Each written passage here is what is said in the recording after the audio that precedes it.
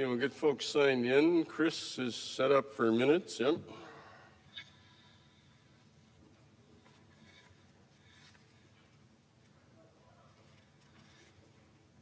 Gloria's got the clipboard. Okay.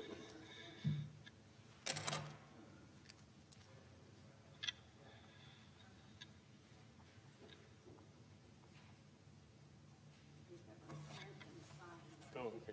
Oh, 6. Ah, okay. All right. I'll just do it opposite. Oh. Here we go.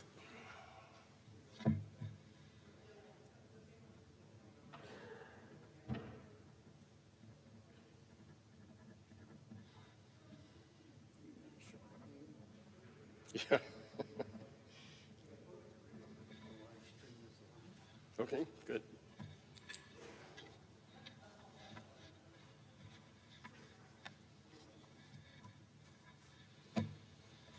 All set? Well, my devotion's an activity, so I can get it started even while people are still. Okay.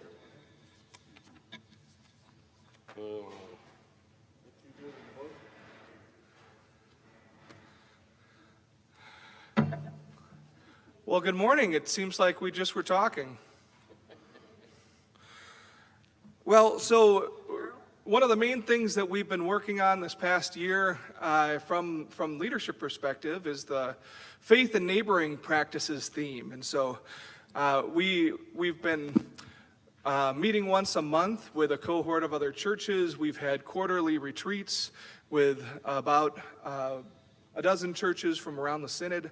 And one of the things that I've enjoyed most is the ways in which we're able to kind of see how our faith practice and our connection to our neighbor are sort of two sides of the same coin. And so I want to do an activity that we did with a sociologist called Peter Block. Peter Block is a Christian who's very sort of focused on how neighborhoods work. And so one of his big themes is that we already know that the work of church is neighboring, it's connecting. But we also know that our churches in general have certain habits to overcome, right? And so a theme that he sort of lifts up is that questions bring us together, but sometimes answers work to bring us apart. And so to start out with, I'm hoping that we can have a couple little discussion groups. So it works best if you're in groups of 3 and if you're right next to each other. If we were in a room with chairs, Peter Block, when we did this, he had us have our knees touching each other's. And so I don't think you need to quite touch your knees, but you do have to be pretty close. Make sure that you're able to hear somebody talk without shouting or anything like that. And so if you wouldn't mind finding those groups of 3, the first question that we're gonna think about is this question. Can I have another slide?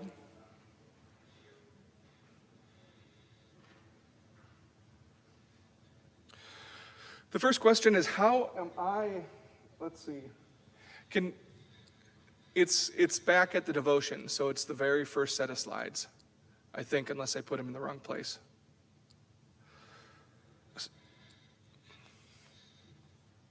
One more back. Oh, was I going to read I'll read the reading first. So faith and neighboring, two sides of the same coin, just like in Matthew 22, where Jesus says, you shall love the Lord your God with all your heart, and with all your soul, and with all your mind. And then the second greatest commandment is love your neighbor as yourself. On these, on these 2 commandments, all the law and the prophets hang. And so that's what we're thinking about when we're thinking about two sides of the same coin for faith and neighboring. So the first question is, how am I a participant? How am I a participant in the neighborhood? And then how will we develop gifts in one another? And by that, you could mean you personally as a participant in the neighborhood. It could also mean you as a Christian in our community. But am I a participant in the neighborhood? And how will we develop gifts in one another? All right, talk amongst yourselves.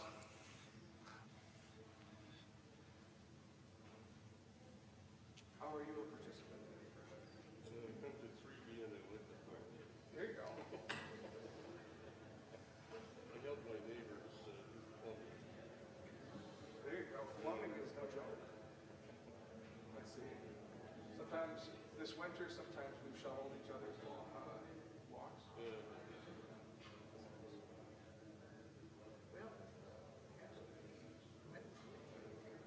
Well, your neighbor is all over your house. Your neighbor is all over your house. Yeah.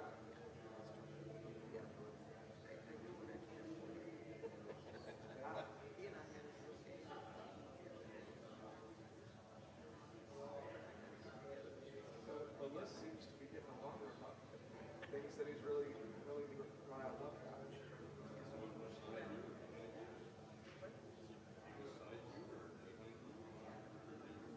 It sounds like his neighbor's not beside himself.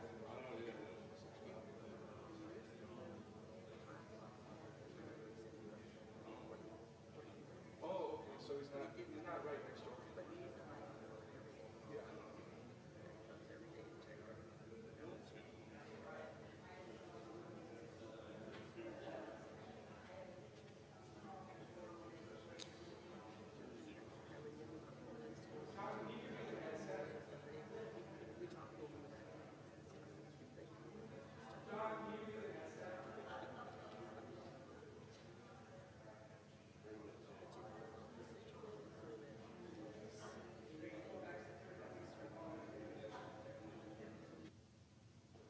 Check, check.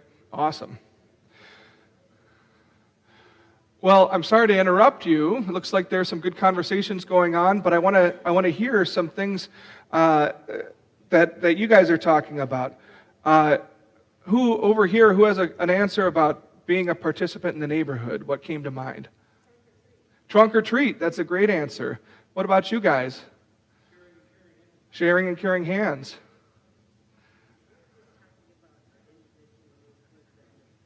Yeah, absolutely. So in your individual neighborhood, how are you a neighbor? Our neighbors go to several different churches. We're friends. Yeah, befriending your neighbor. That's a great way to be a good neighbor. What about you guys? I do kids back. Kids Pack, that's a good way to reach out to the neighborhood. Helping with snow. That was exactly what came to my mind first. Up and down our block, it's a good winter to be reminded of all the snow. What about you guys?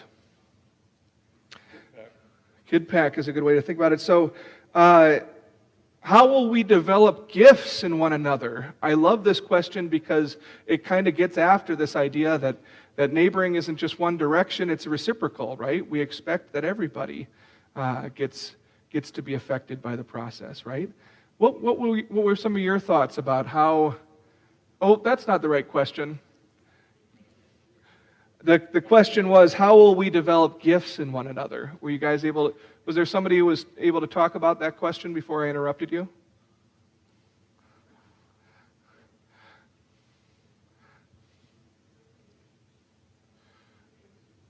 The second question, how will we develop gifts in one another? By being encouraging. That's a great answer. What about you guys? Didn't quite get to that one yet? That's all right. Yes, Dottie. By seeing the good in people and let the Lord tell us what we may not see. Dottie, that's a great answer. By helping each other to see the good in one another and help us see each other as God sees. That's a great way to sort of lift up gifts in our community, right? All right, so what the theme that he was sort of talking about was this restoration of community neighborliness. And I love this idea. I mean, I don't know if you know of this show, but my kids couldn't get enough of Daniel Tiger for the longest time. It's built out of Daniel Tiger. It's built out of Mr. Rogers' Neighborhood. And so it has that sort of vision of the ideal neighborhood where people know each other, care about each other, and are looking after each other. And so he talks about this as a conversation of gifts, right? We know each other based on the relationship we have. That's a back and forth kind of relationship. Not consumerism built on what we buy from one another, but instead these shared gifts that make us a community together. And so the other questions that I want to ask, what is the gift that you have to bring into the circle that you join? And then I love this question, and if you want, you can even just skip straight to the second question. What gift have you not yet brought fully into the world?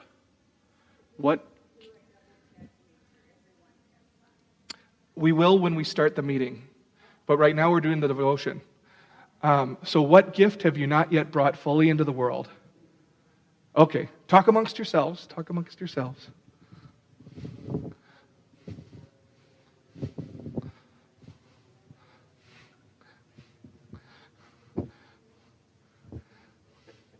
I don't know if my microphone's still on. Oh, it is. Okay.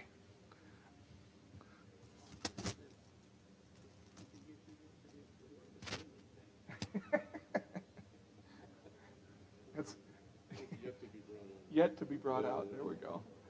Except for Pastor Dave's retirement, and Todd Jackson and Peter Girl.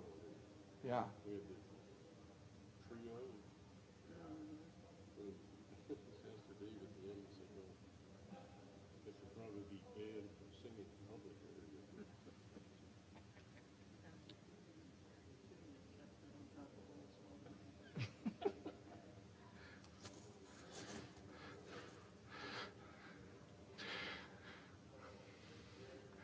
All right. I know that this probably wasn't as much time as we could have spent on the question. I know from my group, Dean noticed that the gift he hasn't quite brought fully into the world is his professional singing voice. That hasn't quite made it yet.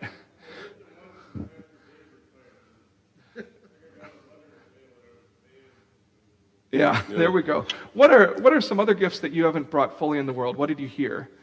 Yeah. Yeah. That's right.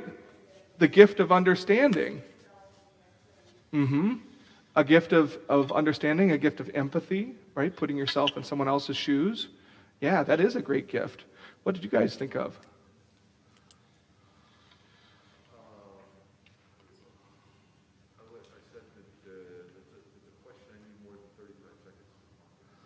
All right, so maybe answers are something that haven't gotten fully brought out into the world. Takes more than 35 seconds to ponder something deep like this, maybe. Anything come out in your group?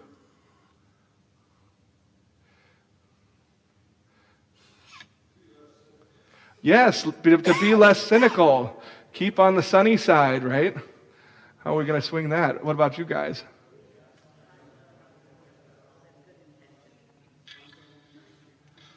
That's a great point. Sometimes it's very difficult to bring our intentions into the world, or even our ideals. Sometimes our intentions are very noble, and then reality steps in.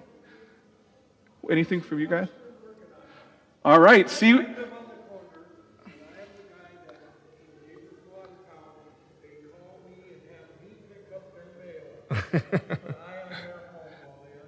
There we go. Yep, so Dan is his neighborhood, he's the block captain. He checks everybody's mail and makes sure that the lawns don't get long. That's a lot of work too. Any other great answers that we don't want to miss? All right. Good. Well, why don't we say a prayer as we get started? Please join me in prayer. Gracious God, we give you thanks for the many ways that you've blessed this congregation over the course of the past year. God, help to give us discerning hearts and faithful minds as we move through the meeting today. Keep us awake and inspired for all that you plan to do here at First and Crystal. In Jesus' name we pray. Amen.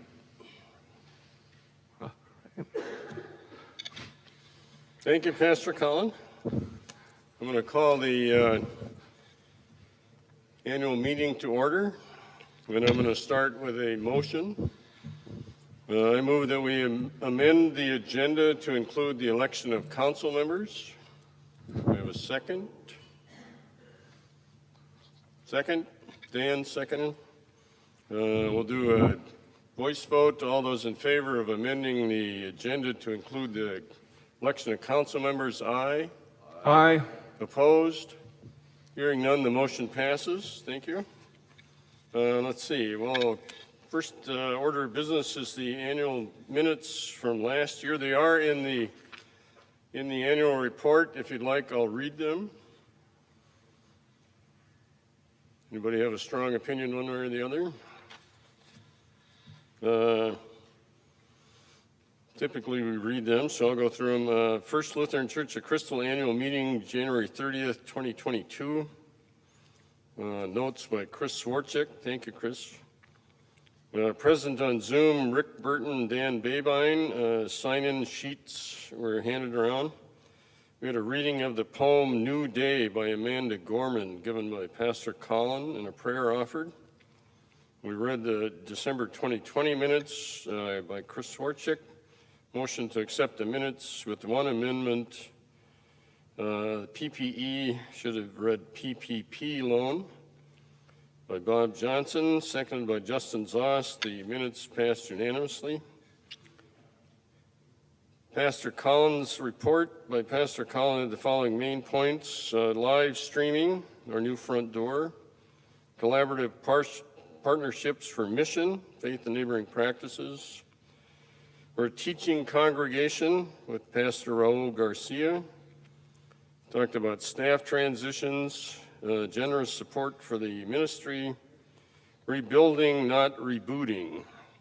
New teams focused on communication as well as strategic planning. Deacon Kirsten's report. Every meal was $38,000 in total with wildfire congregations. In the Human Needs Fund, we gave $13,000 in the first year, $5,000 in the second year. We're focused on keeping people in their homes and nutritious food on the table. Total from First Lutheran Church of Crystal for Lutheran University of Nigeria was $12,500.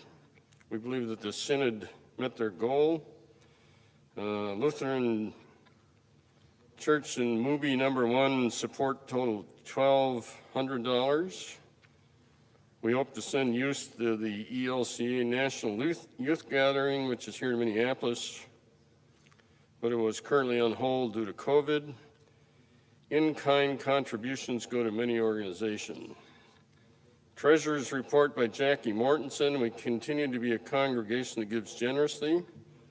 Our giving was down due to COVID. That was mostly covered by the second PPP loan. We ended the year $1,198.09 short, which was made up by the funds left from the sale of the church. President's report, while attendance has remained steady if you combine in-person and online, giving is down from 292 to about 222. 24% is in line with the average among ELCA churches, so the drop 24%. Total budget expenses for 2022, $324,000. Motion was made by Ruth Madro to approve the budget. Seconded by Rich Magan, and we did a written vote and it passed unanimously. Constitutional update work took about 3 months, has the following points. There are many advantages to maintaining our status as an old corporation. Council is empowered to set meetings and arrange business as helpful. No change. We could move our fiscal year but chose not to. We updated the quorum language, so now it's 20% of our average worship attendance. We permitted a change in the council size. The minimum will be 7 members. The council can now spend up to $15,000 without needing to seek congregational approval. Basically an update because of inflation. We have mandatory ELCA constitutional updates which have been applied, such as diaconal ministry. There was a problem with the copies of the Constitution updates that were provided. We reprinted them and then reconvened in 3 or 4 weeks for the special meeting. New Business Council elections, Kesley Livingston, Kathy Dixon, Rick Burton, Bob Johnson were leaving. Cindy Oswald was up for election and was voted in unanimously. And then there was a closing prayer by Pastor Collin. Pardon? Okay, we have a motion to accept the minutes as read. We have a second. Rich in the back there, voice vote. All those in favor of accepting the minutes as read for 2021, aye. Those opposed? Hearing none, the minutes are approved. Let's see, next up is Treasurer's Report, our Treasurer Jackie Mortensen. And Deacon Kirsten will talk about benevolence.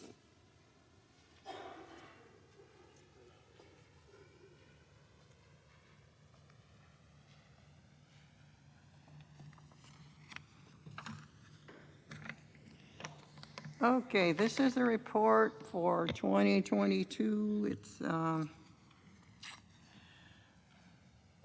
just so we don't get confused, let's go, the year-to-date actual income was 3,000, I don't know how to read these big numbers.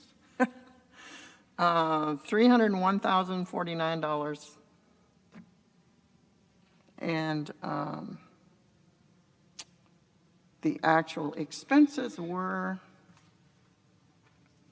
$291,403. So we actually had more money in than expenses, partly because we did 2 withdrawals from our MIF funds.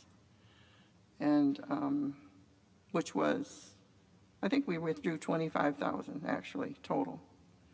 So that's why we came out ahead. So if there are any actual things on here you want to talk about, you can speak up. Oh yeah, we had money from the government, 35,000, I think it was, or 30,000. 45,000, there you go. Yes, we had $45,000 from them, as well as the 25,000 from MIF. So that's how we made it. So you can see, without those gifts, we might have been in trouble.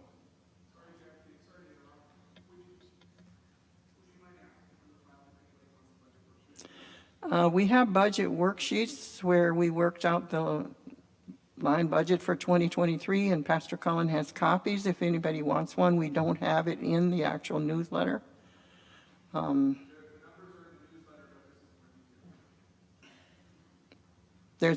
Yeah.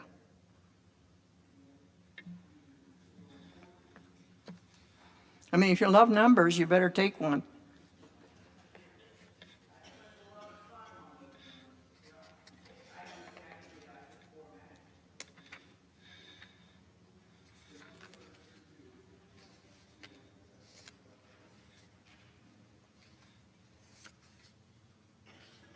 While that's going on, I want to tell you guys, I'm really happy with your giving and your generosity, because it's sort of stable from month to month, but it just isn't enough.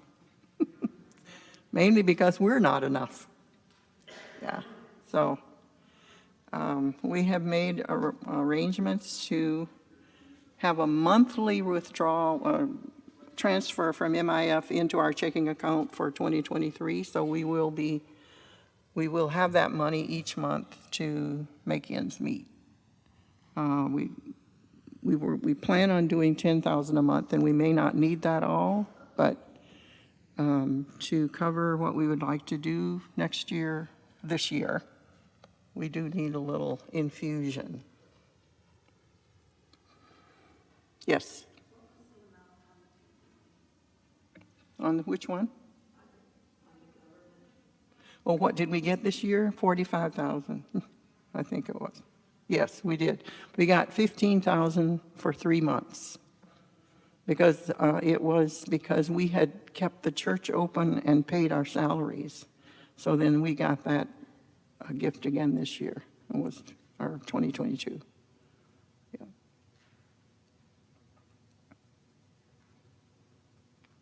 Anything you want to ask me?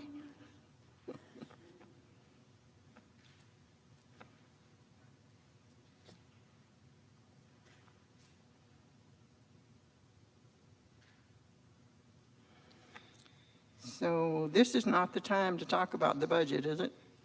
Nope, okay. Yeah, so that'll be later on, so we can look at the figures, and we do have little pictures for you. Yes.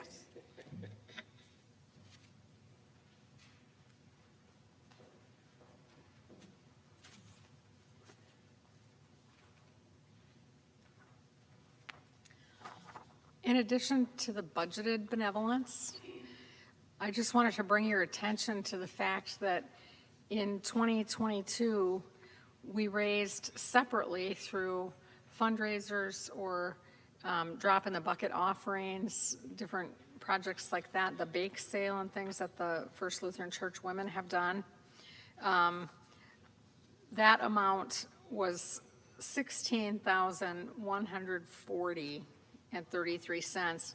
In addition to, because the FLCW money is kept separately, they gave away additionally about another $1,500. So we're looking at over $17,500, more like over $17,600. That's in addition to our budgeted benevolence. So I think you all deserve a hand for your generosity in giving to the community. We have real impact because of our generosity. Thanks.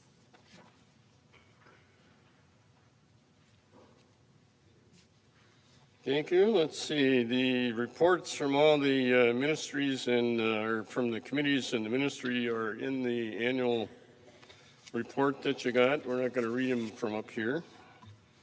We do, however, have a president's report. We have some pictures, I believe, John. And what do we got?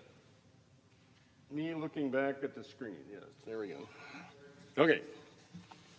So let's see. What do we got first there? I think got the next slide there, John? Oh, there it is. That was last year. You notice that I wore a different tie. Just for you. Dress up once a year. Then I believe the next one, John, is Pastor Colin holding the church purse there. Not sure what that is, but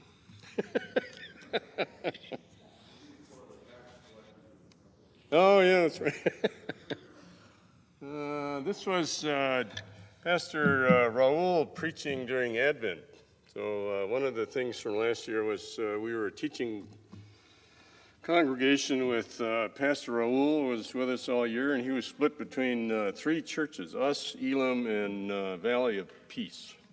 And so he was with us not all the time, but quite a bit. And he was a big help, and I think we all enjoyed his enthusiasm and presence here. And I think over his time here, we saw quite a bit of improvement in his presentation style, and I think he did a really fine job. So at this point, he's awaiting a call, and I believe, according to Facebook, he's doing some substitute teaching. Seems to be having a lot of fun, so it was good to have him here. We had, in addition, let's see, quilting, yes. I don't know if you can tell there, but Amos was having a lot of fun that day. He's right over here, it seems. Having all kinds of fun with the quilts. It was a really cold day. Next slide, John. And I think everybody enjoyed having the quilts to stay warm because it was a little cool in the church that day. And with the pictures I have, I'm not comprehensive about every absolute thing we did, but there's quite a few of them in there. What's up next? Oh, the ducks, yes. We had 2 families of ducks this year, which is kind of a mixed blessing because it's fun to watch them, but they also eat up all the plants. So I'm suspecting that some of them will be back next year. So We'll have to work through that again, but it was fun to see him out there for some of us. I said in my report maybe if we offered a spot on the council to them, they would quit coming to church, but see what happens. Huh? We had 52 weeks of services, 51 of which were done by the staff, and one was done by a lay person when Pastor Colin was on vacation. Pastor Dan was up at his cabin. Deacon Kirsten was in the emergency room, and we couldn't get anybody from the synod on short notice, so Ellie stepped in and did the service that day. So thanks to Ellie. Did a fine job. We decided we were going to have service. We weren't going to put a note on the door that, gee, we're closed today. So that worked out pretty well. The music ministry this year, Stephen Mollick resigned, who had done a good job. And then Peter Duro got a new job, so he also resigned as our choir director. We haven't been able to field a choir because we just don't have enough folks. So we're kind of on a hiatus with that. And the plan for next year is to, as you've seen, have guest musicians. I think we've had Andrew, who does a really good job. And we've had Faith First was here for a reunion when Doug Bystedt passed away, and Lisa's played a couple times. So we're filling in that way. Part of the thing we found from the listening project was that music was a big deal to everyone in church here, and we like to make sure that we have a good music program. We got our new keyboardist, Adrian Johnson. We tried twice. The first time we couldn't really find anybody, and the second time we got Adrian, so we're really fortunate to have her, and I think she's done a good job for us. Let's see. Let me find a few more notes here. We updated our communications this year with changing how we get the information out. The midweek message now is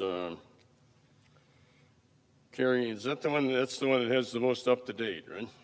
We reworked the website, and the midweek message has the most up-to-date information. So that's online as well as being mailed out. We had our stewardship drive this fall. Remember, we had 4 Sundays where we had our money stories. It's a little farmer up here blathering about farming, and we had release, reimagine, and restoration. So we had 4 weeks of that, and that went pretty well. We got our time and talent forms back. We asked for kind of what people would be interested in doing, and we found out that the forms we got back were basically what people were doing. So we didn't really identify much in the way of new talent. Let's see, our Human Living Endowment Fund last year went to Human Needs Fund, 22,668.50. NEAR got 1334.25, and Every Meal got 1334.25. So, and our what had been our COVID fund is now the Human Assistance Fund. I think we talked about that a little earlier.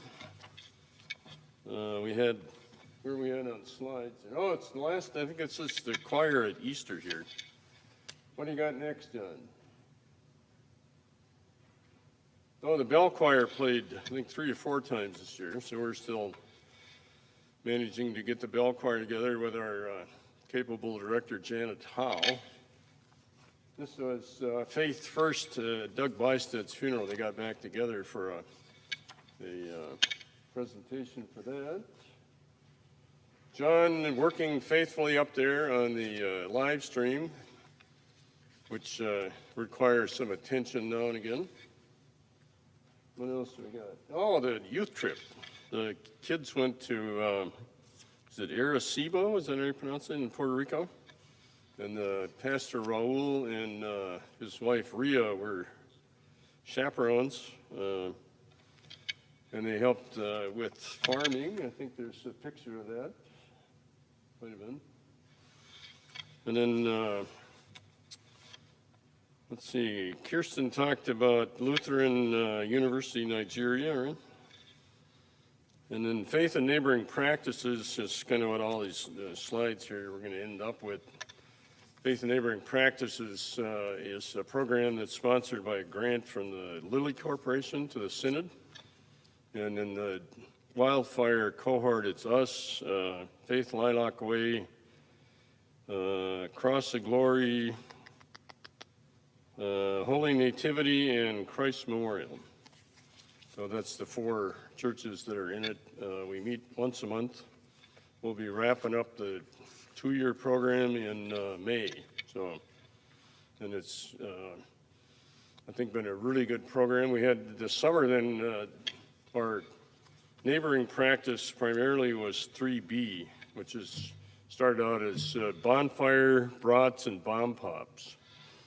Turns out the bomb pops are so sour that we switched to ice cream. But anyway, we had folks from the neighborhood stop over. We had met some new folks. I think for those of us who were out there from the congregation, it's kind of a good way to just, get to know the folks in the congregation a little better. So we did that for 4 months, and I believe we're going to keep going next year, right? Yeah, so with that, oh yes, bomb pops. Yeah, if it's something you'd rather see, push-ups or fudgesicles or whatever, let us know. Oh, kielbasa, yes. We had some really good vegan brats, I thought, this year. So that's pretty much things in a nutshell. I'd planned a 2-hour speech to cover absolutely everything we did, but for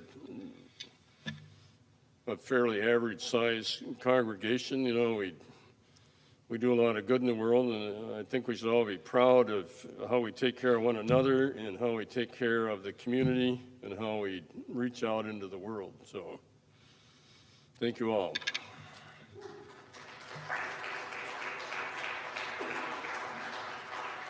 Okay, with that, old business. The minutes had the primary points that we worked on in the Constitution. Yes, I'm sure most of you have memorized it, so there's no need for a copy, but...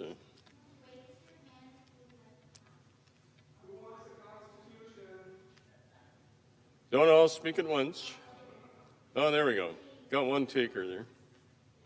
So do we have, let's see, we have a slide. Yep, there's the... You mentioned that it's time to vote for the people on live stream to comment.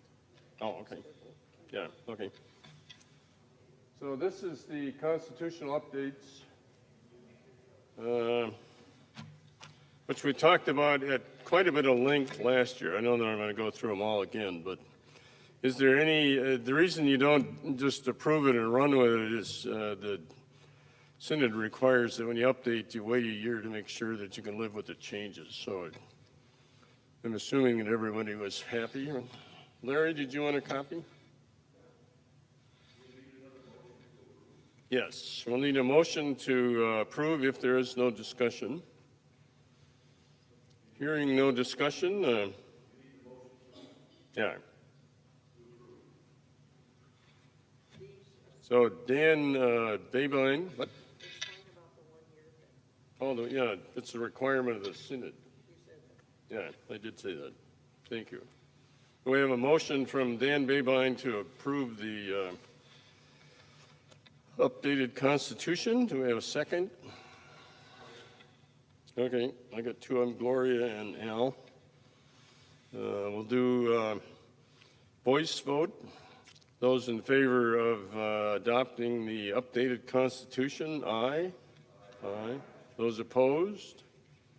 Hearing none, the motion passes and the updated Constitution is now the real Constitution. Yeah, now we can send the lawyers. We do? Okay. So new business, let's start with the election of the council members. We have the council members up there, do we? Okay.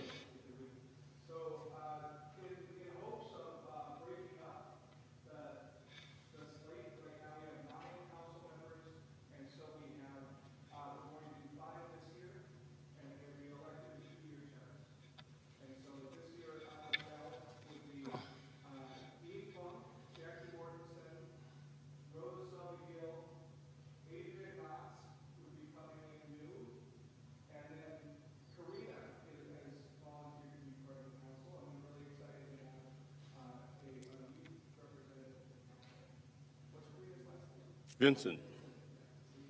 Did everybody hear Pastor Collin okay? Yeah.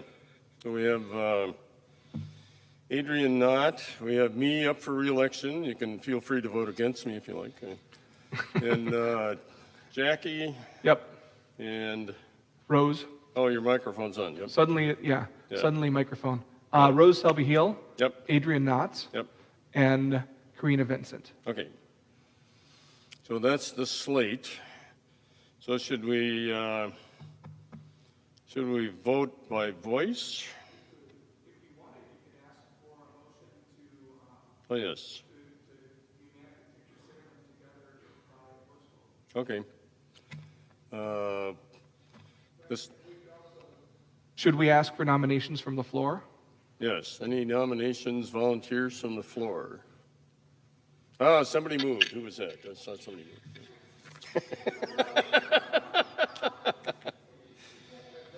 Blink. That's right. The way it works is you make eye contact on the council. So hearing none, let's see. I believe we should have a motion to approve the slate as offered. Yep. Okay. So Dan Babine has offered a motion to, by voice vote, will accept the unanimous, or will vote for all of those on the slate with voice vote. Is that close? Yeah, okay. Do we have a second? Jean Brannick. So all those in favor of the slate of new council, or re-elected and new council members as given? Aye. Aye. Those opposed? Hearing none, the slate passes as presented. Welcome to the council. Yay, all right. Okay, with that, we move on to the last order of business here, which is the presentation of the 2023 budget, and then we'll call for a motion to approve, assuming there's no opposition. How's that? Start with the presentation. Okay, who's got that? Okay. I have a laser pointer if you want to point at I'll come something. stand with Jackie up here. You want to point at things? I have a pointer. I love pointing at things. Boy, I feel like, is this really loud? It sounds really loud to me. So we just wanted to summarize really quick for folks who haven't been able to come to the finance meetings that we've done over the past couple of weeks. We just want to summarize really quick. We want to start with offering and assets. And so what does the church have? The church, where's the money from the sale of the building was the question we had here. I'm trying to play with the button, but it's not working. Oh, there it is. There we go. So after the sale of the building, some of the money immediately went to debt relief, a number that was a little more than $200,000. There were legal fees involved, and we also took 12 years of in-kind rent, which on the slide it says $400,000. I was reminded that because of the changes in the housing market, it may actually be significantly more than that, that we received as in-kind payment for the building. That's right. As Dean mentioned, one of the functions, one of the neat things about the sale of the building is basically we have a 12-year lease that keeps our costs flat for those 12 years. It's the same number that we charged the SDA, and I don't think that there were any changes in that number over the course of the 12 years that they were here. So it's been the fixed number for quite a long time. And then we did receive cash When we received the cash, we immediately put it into 3 CDs of $125,000, spread into a 2-year, a 4-year, and a 6-year CD, and then $50,000 in an on-demand mission investment checking account, so that all of these are invested in the Mission Investment Fund of the ELCA, which is a fund that both provides interest as in a CD, but also if any of the excess money that comes off of it is reinvested in the ministries of the ELCA. And so we want to make sure that we have that clear before we get into it. Next slide, please.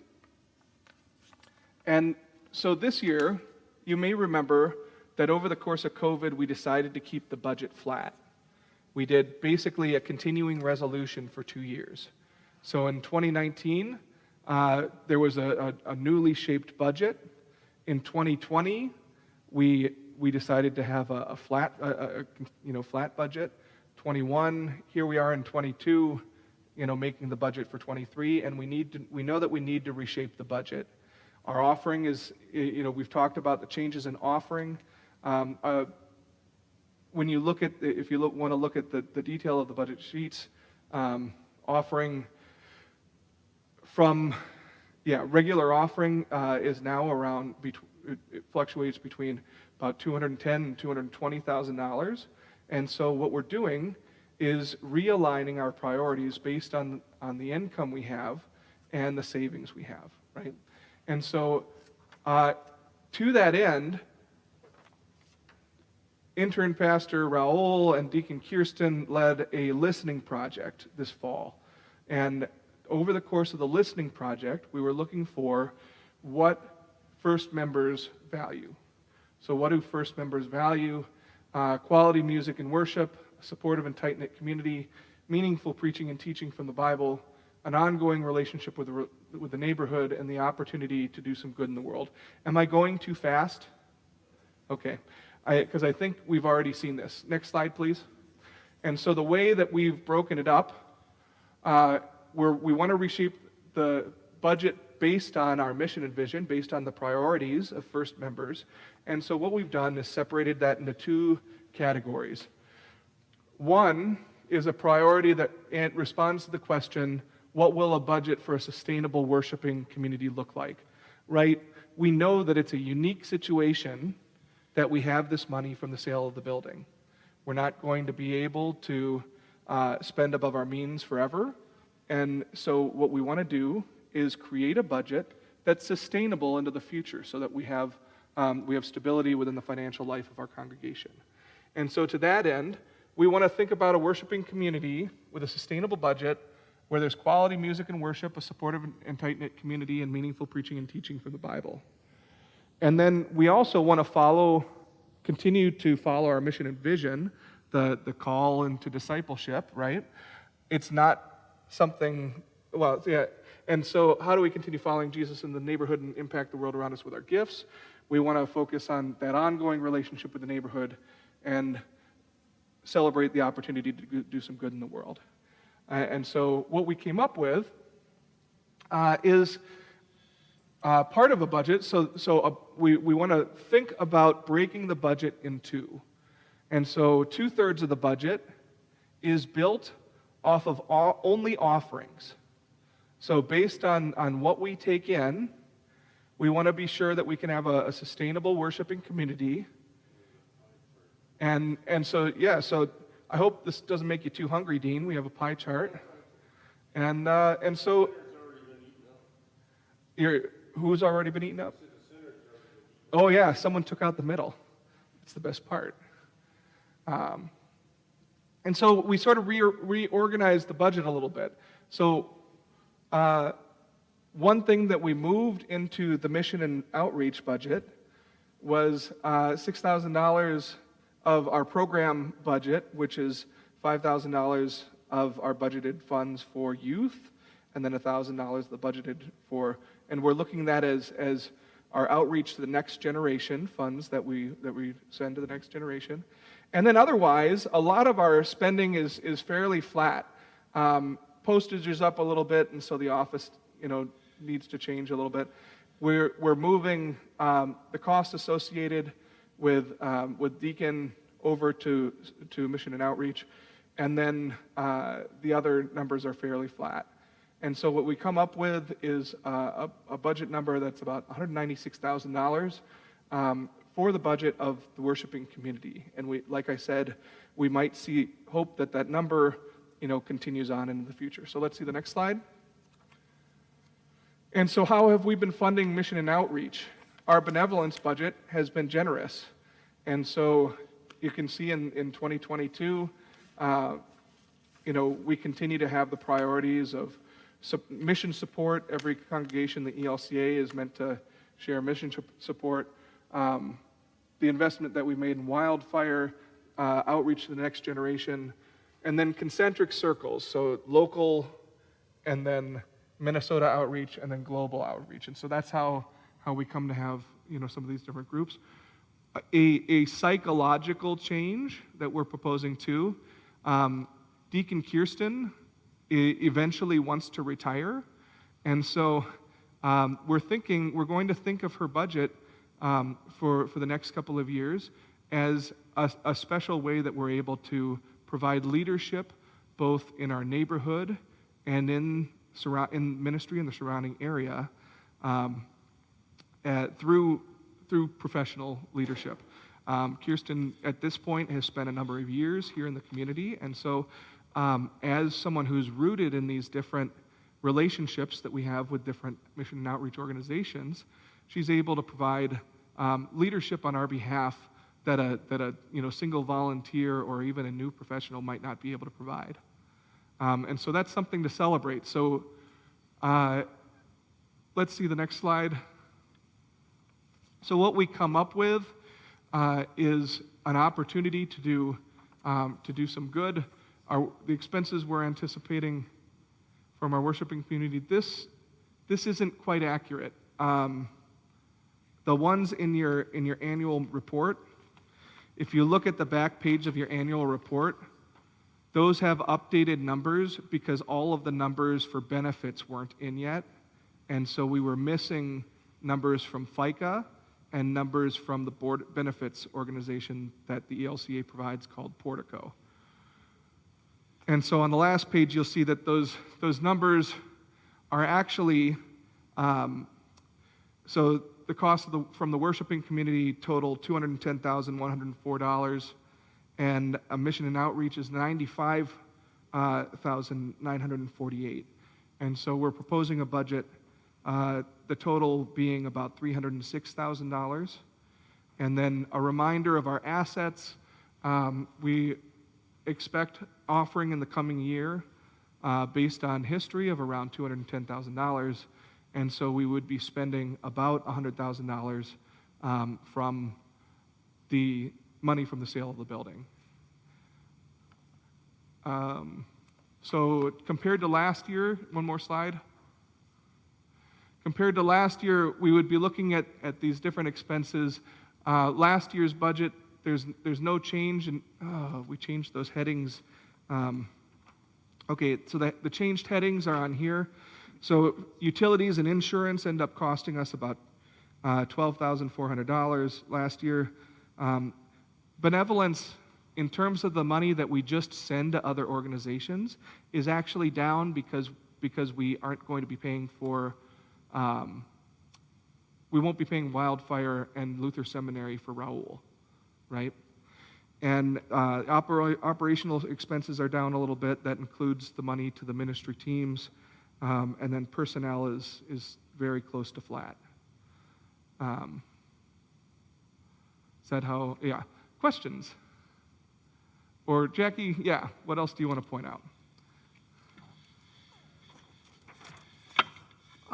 Going back a bit, someone had asked me why the office expense was $18,000. It's for the rental of the printer. That's not the total $18,000, but that's why it's the printer and the postage stamps and paper, all that stuff. But the printer eats up a lot of that money. But it's cheaper than buying one. So anything you want to know? Now's your time. And again, if you have any questions from the line-by-line outbreak, the reason that we want to focus on the breakout with the charts up here is because we want to take credit for doing a great job with mission and outreach. And sometimes that's not as clear when you just look at the accountant's budget features. I hear Jesus' phone ringing. That's right.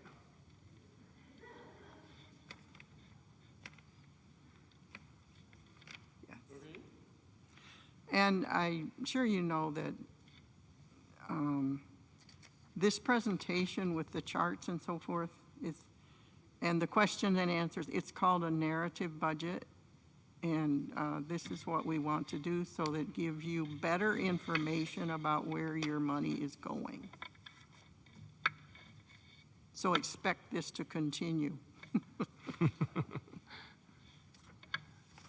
Yes. Any questions?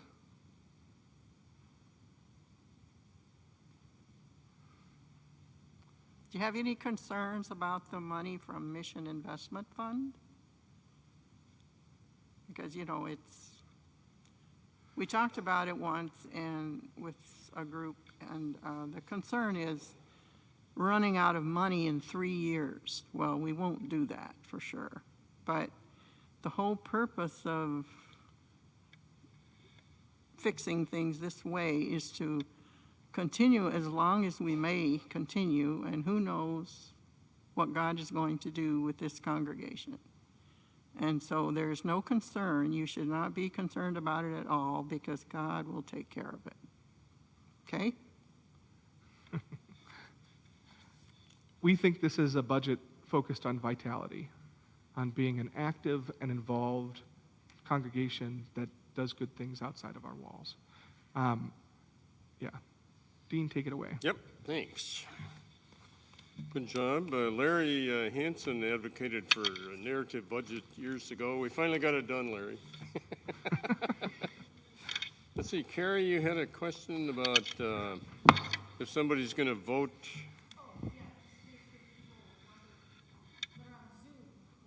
Okay, we don't have Zoom this year, right? We don't have Zoom, but we have the live stream on.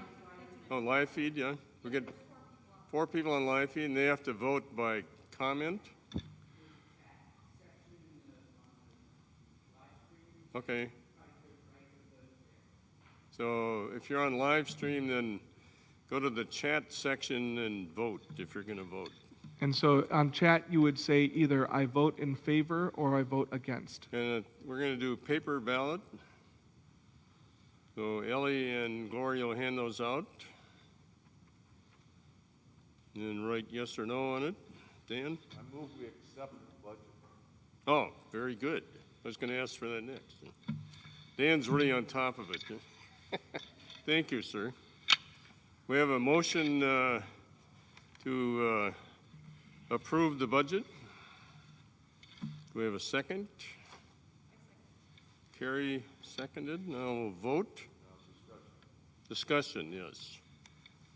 Is there any more discussion? Microphone there, Dan. Oh, it'll turn green. It'll turn green, it's still orange. That's right. Green. There we go. You got to push the button just, lightly. Got it? Hey, there we go. There we go.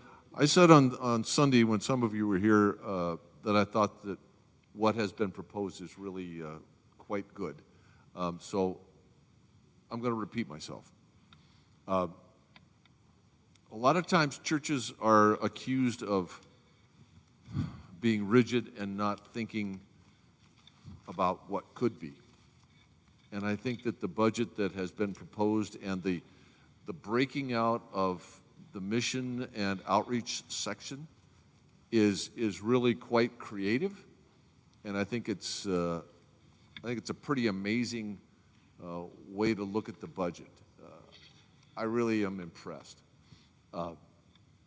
When we sold the building, our interest, our desire was to work on mission and outreach. If we leave that money sitting in the bank just drawing interest, we're not doing that. I think putting the money toward Deacon Kirsten and that whole ministry is using that money wisely and faithfully. And so what if it runs out? You know, Jackie has assured us that it will never run out, right, Jackie? That it will always be there? That it, in perpetuity, right? Jackie has assured us of that. So what if it runs out if we have done with the money what we said we wanted to do? And I really think we are thinking outside the box. I commend the people who came up with the model, and I think it's absolutely the right thing to do for what we say we want to do. So that's all I've got to say. Thank you, Dan.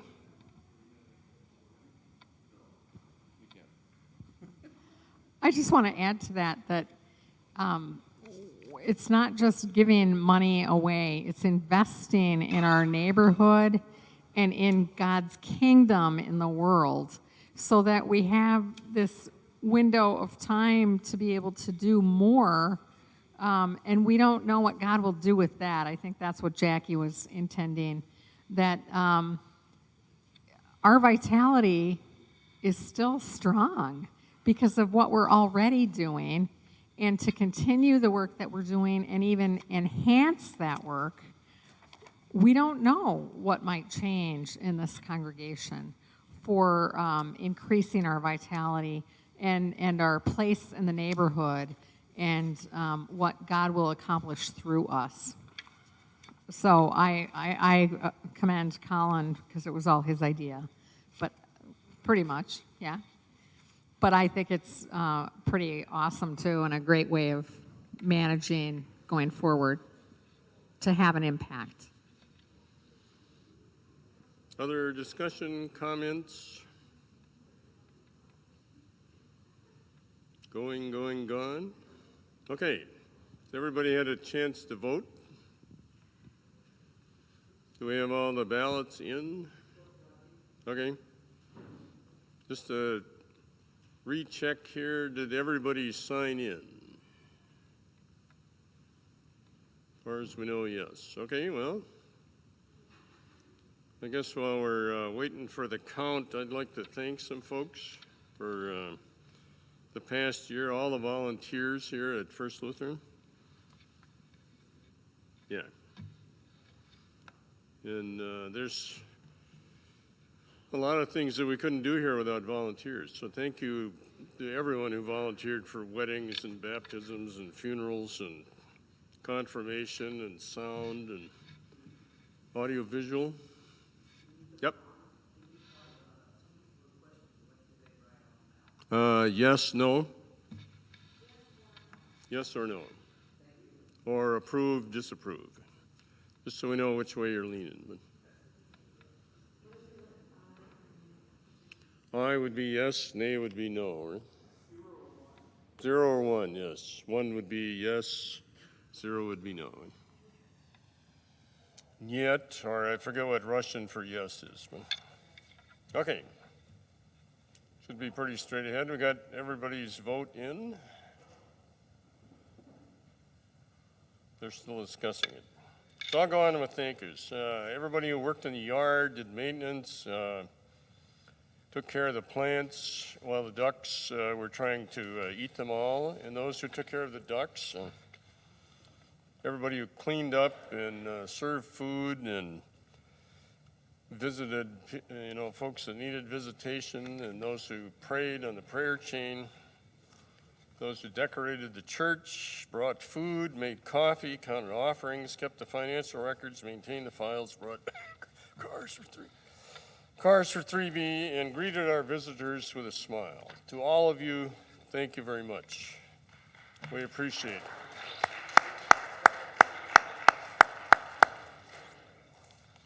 So now, let's see. I could tell a story, but I don't know if that's appropriate for an annual meeting, is it? Depends on the story, thank you. Uh-huh. You have any what? I do, but again, it depends on the.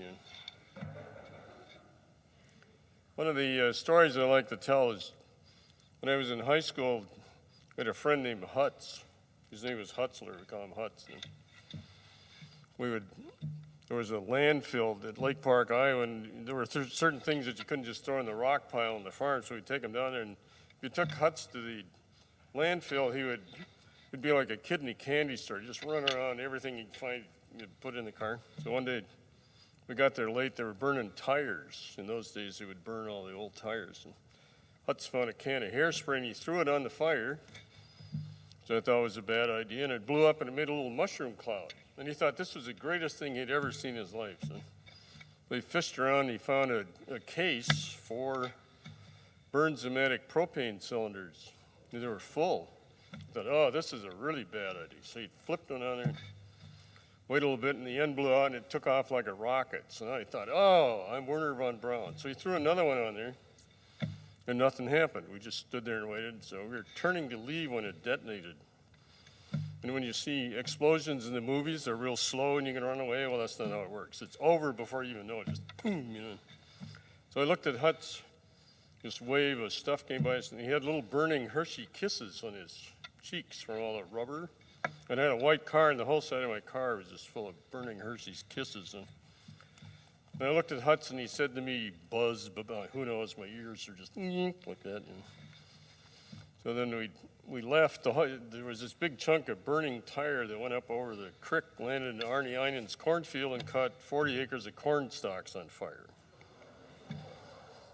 So we beat a hasty exit. Well, Wednesday, the Lake Park, Iowa paper came out, and the headline said, "Vandals burn dump." And then there's all these pictures of the fire trucks out trying to keep Arnie's corn stalks from burning down and whatnot.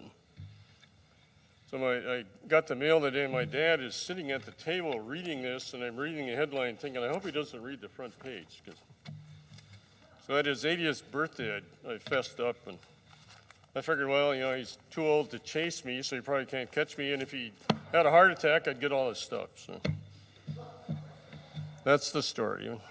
Do we have a total? Oh.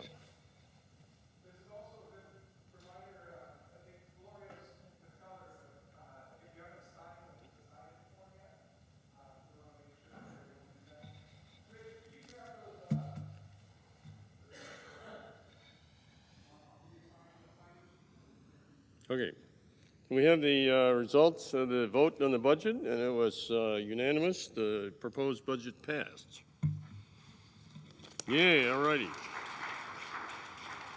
Moving down the road with a full tank of gas for next year. And maybe next year I'll come up with a better story. With that, I believe, where's Pastor Colin? We can do our closing prayer.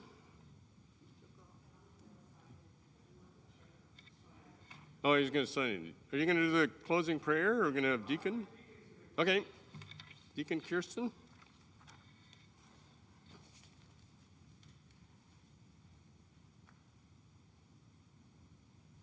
Let us pray. Good and gracious God, we give you thanks for all the ways you have blessed this faith community through the past year and all the years before. And help us to trust, Lord, that you are present among us and working through us and around us to bring about a better community for everyone who lives in this area. And we ask that you would bless our ministries to be what you desire for us to be for this community and the neighborhood, and for our faith community, Lord. Strengthen us for the task ahead. Give us peace and grace, and help us to build the vitality, not just for our church, but for your church in the world. In Jesus' name we pray. Amen.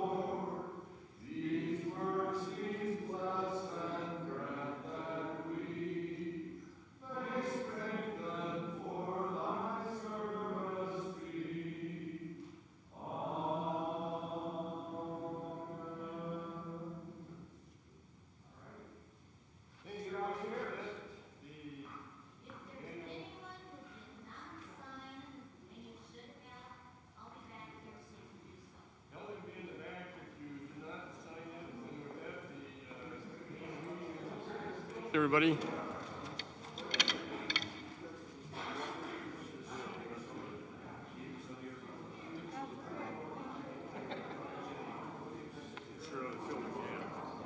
Well, you did it.